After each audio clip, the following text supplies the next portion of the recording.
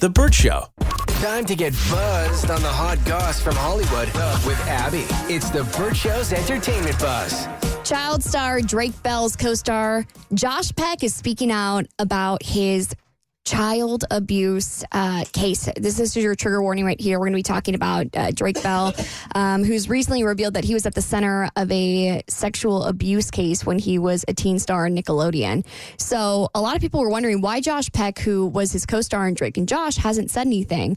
Drake Bell went on the Quiet on Set docuseries and revealed that he was at the center of this sexual abuse case where one of his dialect coaches, or his dialogue coach at Nickelodeon, did unspeakable things to him as a child and assaulted him. And he has finally come out and posted on Instagram that they had spoken privately, but now he's putting out a public statement saying that he hopes that this will lead to change in Hollywood.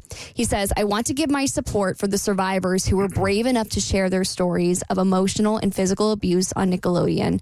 Children should be protected. Reliving this publicly is incredibly difficult, but I hope it can bring healing for the victims and their families, as well as necessary change to our industry." So I'm glad this is all getting called out, because the fact that this was a secret for years is heartbreaking. I think a lot of people saw Drake Bell kind of go downhill in the last couple of years. He's had some very weird situations that he's been in where people are kind of like side-eye, child star gone off the rails. But I think having the context of knowing what he went through as a kid is making people have a lot more empathy for him. Yeah, I've got a very hard line about stuff like this, man. I think if you're found guilty of stuff like this, there's no punishment that's harsh enough. That's all I'll say. Yeah. Well, thank God the guy who was found guilty ended up going to jail. But then I think it was in the interview with Dan Schneider, who's at the center of all these hostile work environment allegations for Nickelodeon. He said that he was then hired by the Disney Channel, like right after he got out of jail. And I'm like, how could anybody allow that? That's what I heard in the interview. But money, man. Yeah. But can you not hire anybody else? Like, hire the guy who didn't go to prison. Like, I'm sure there's hundreds of people that want to work for the Disney Channel and would do a damn good job at it. So don't hire the guy that literally got convicted. But anyway. You can talk yourself out of a lot of things if you want to make money, right? Yeah, Absolutely. Unfortunately.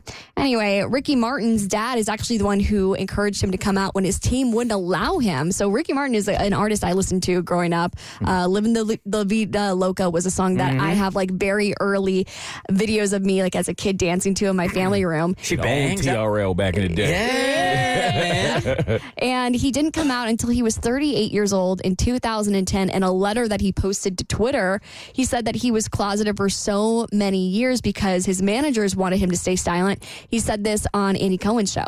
What was your team telling you at that time? Don't. No, this is going to be the end of your career. Don't. You don't need to. Why?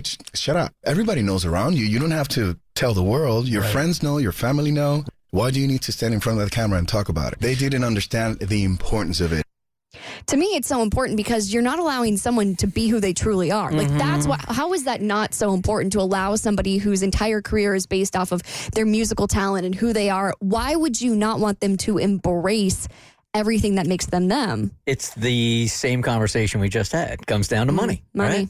Because he was a sex symbol at the time, right? Women were buying his albums. You'd go to the concerts. They were filled with women. And then he comes out as gay. And, of course, his team is going to go, well, if you do that, we'll lose millions of dollars. So they're trying to talk him out of it, right? I completely agree. I mean, you would think we would live in a world where whatever your sexual preference is, you wouldn't have to announce it because straight people don't come out and say, hey, I'm straight. But at the end of the day, because of the position he was in, it makes sense why he had to live true to himself. Look, we saw this on a much smaller scale with our former intern, then producer, who's now working in Nashville as a news anchor, Blake, who came out on the Bert Show.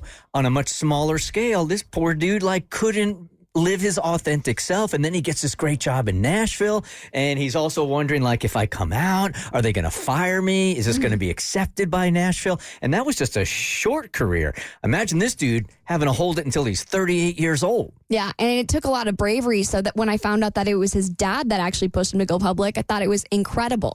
So my father's a psychologist, and he's the one that... Oh, wow, came this to is me interesting. And he told me, Rick, you need to come out. Wow. But especially when I became a father, he said, what are you going to teach your kids to lie? Wow. You got to be open. I want to help you. Wow. How can we do this? And I'm like, all right, Dad, I'm working on it. But obviously, when I did it, I wrote a letter and I tweeted it. How did it feel sending that? Oh, my God. Can I do it again? Yes. Yeah, I can only imagine the relief he felt that he finally didn't have to lie to millions and millions of people that follow him. It must feel in a lot of ways like jumping off an emotional cliff. You know, like you're just not exactly sure what's going to happen. You have a chute on you, but you're not sure that it's actually going to deploy or not. So when you're telling the rest of the world, this is my authentic self, and things work out well in Ricky's case and Blake's case, it's wonderful to hear, but how many stories have we heard where that chute doesn't deploy with the family and they end up ostracizing you, and we're still living on that big time? Yeah. For more stories, head to the Bert Show podcast on your favorite listening platform. Hey, The Bert Show.